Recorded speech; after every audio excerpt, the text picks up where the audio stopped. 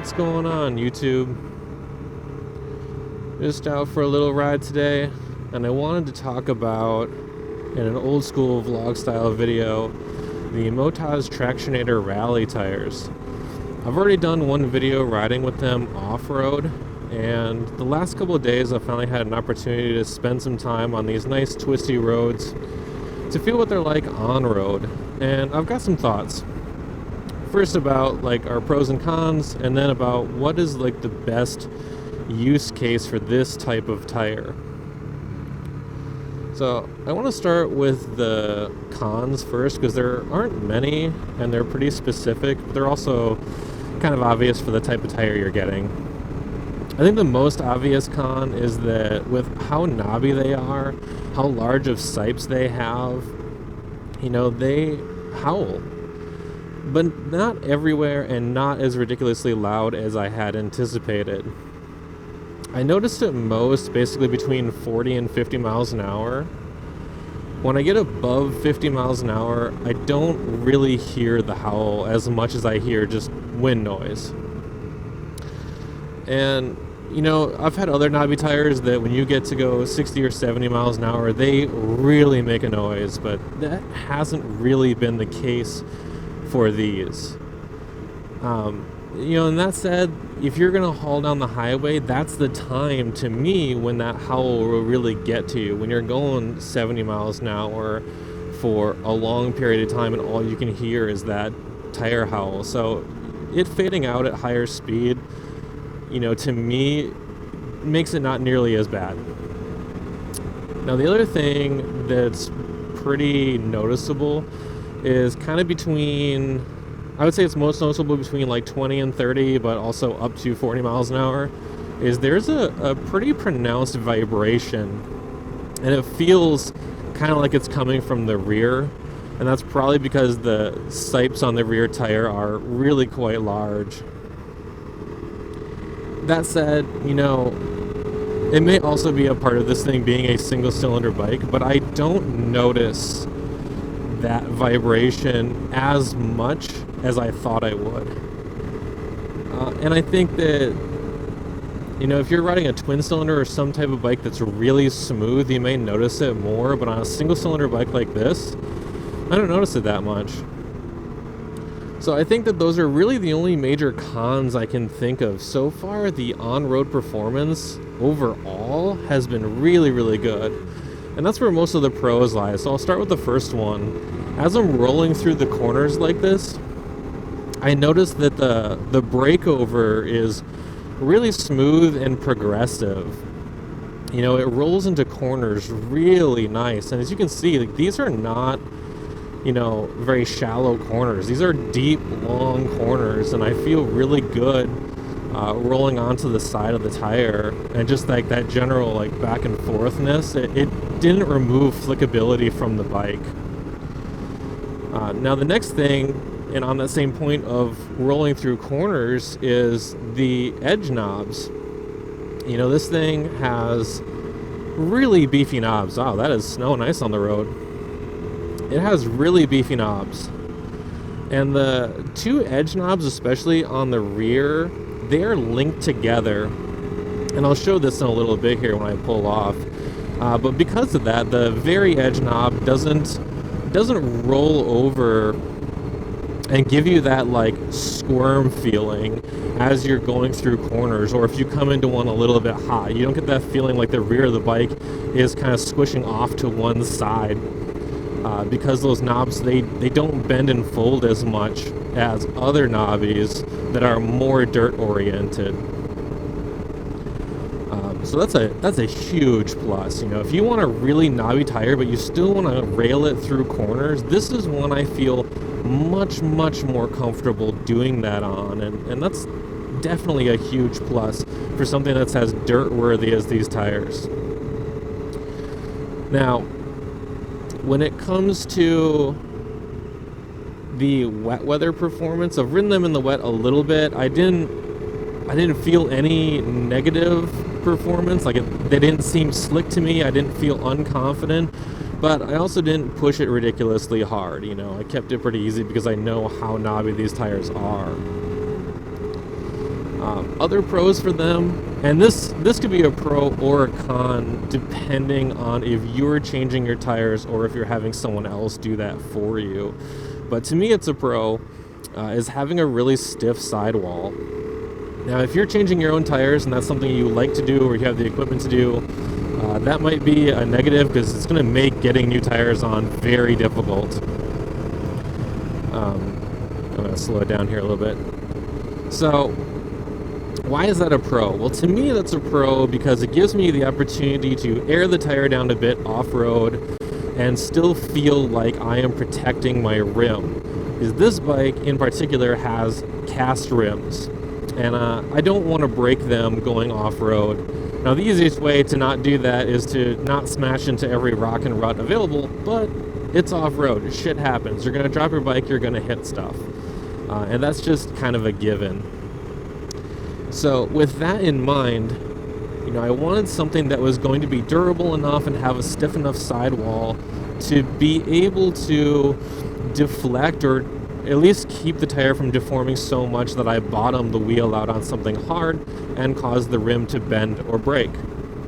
These tires do that. They're very stiff, they're very tough, and that makes them very hard to put on. So if you're doing it yourself, that can be very difficult.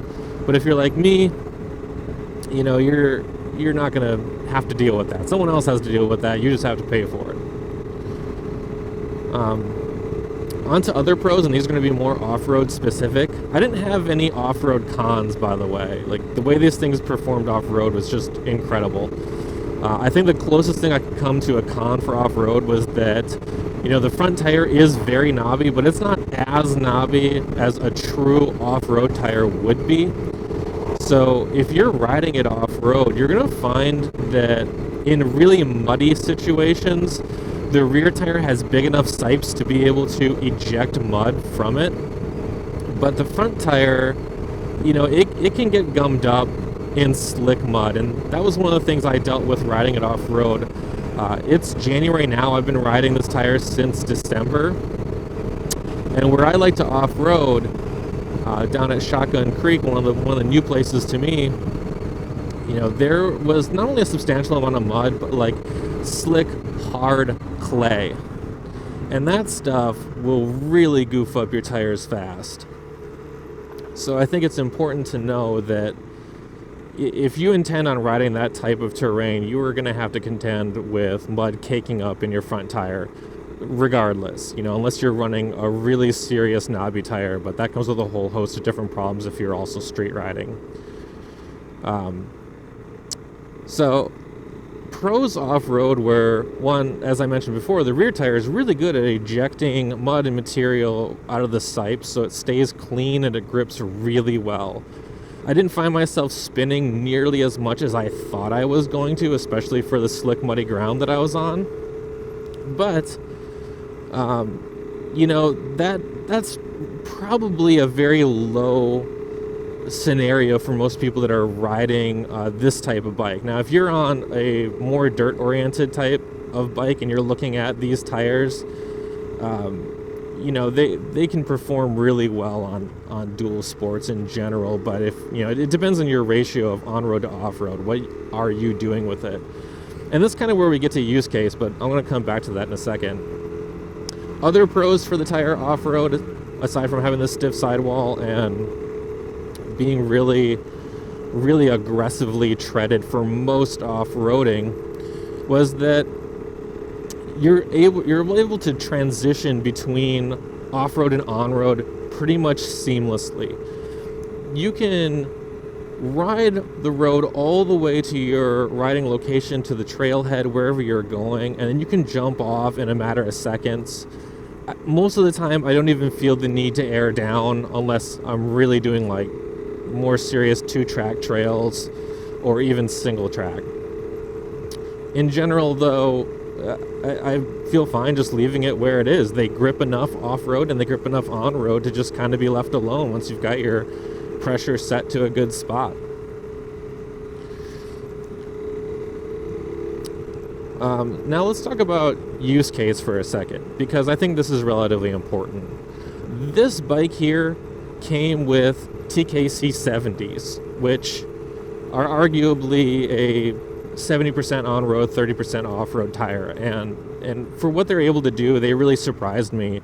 In any dry condition, they were more than enough to get me through what I needed to off-road. The grip was just fine, and that's in spite of having a continuous center belt down the middle. Now, I knew that in the off season, I was going to be doing less road riding and more trail riding, because the weather up here is cold and wet, and when it's cold and wet, I'd rather not be going 60, 70 miles an hour on paved roads. A lot of the mountain roads also close for snow and whatnot, so it's just easier to go to off-road parks and enjoy yourself.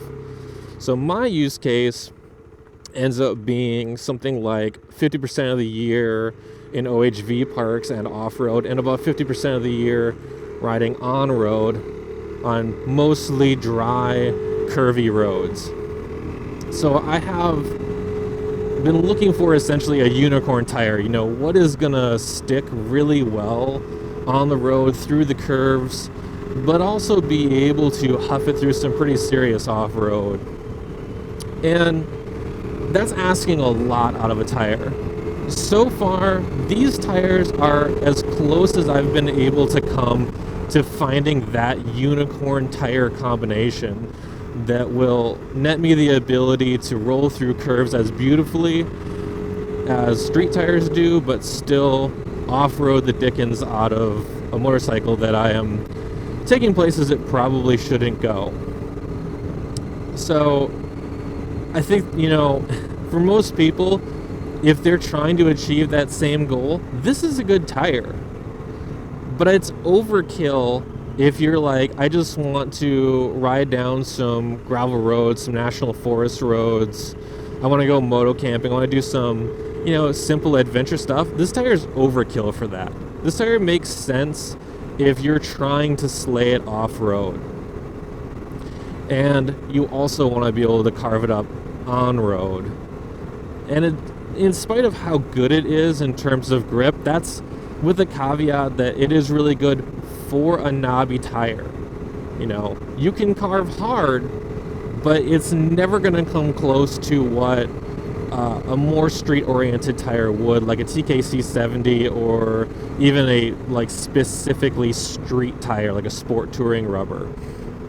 So you have to really consider your use case. Are you going aggressively off-road? Are you hitting two-track and single-track trails where you genuinely probably need the grip? And even then, are you doing that in dry summer conditions, or is this something that you're doing in winter off-road conditions where it's really going to be slick and you really want that extra grip? Honestly, I can't, discern that for anybody else. I can only talk about my experience and my use case, but I want to put that out there as something to think about. So I'm going to keep riding here until we get to a little spot where we can pull off and kind of take a look at the tires and their individual components. So I'll see you there.